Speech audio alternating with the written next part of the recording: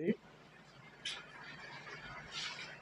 ఈ నెల 27న జరిగే గ్రాడ్యుయేట్ ఎలక్షన్స్ ఇది ఉప ఎన్నిక. ఈ ఎన్నిక ఎందుకు వచ్చిందంటే పల్లరాజేశ్వర్ రెడ్డి నాకద్దు, నేను మీ తరపున ఏం మాట్లాడలేను, నాతో ఏం కాదని పక్కకు వారేసుకుంటే వచ్చిన ఎన్నిక ఇది. గత 2 సార్లు గెలిచి కూడా మీకు చేసింది ఏం లేదు. జీవో 46 తీసుకువచ్చింది కూడా టీఆర్ఎస్ ప్రభుత్వమే. టీఆర్ఎస్ ప్రభుత్వం మీద పోరాడింది ఎవరు? తీన్మార్ మల్లన్న. అందుకే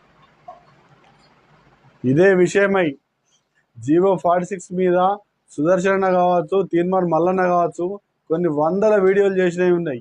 ఒక్కొక్క పిల్లగాళ్ళ మీద కేసు అయితే ఆ పోలీస్ స్టేషన్లో పోయి వాళ్లకు భోజనాలు అందించి వాళ్ళని రిలీజ్ చేయించిన రోజులు కూడా మల్లన్న గారి చరిత్రలో ఉన్నాయి.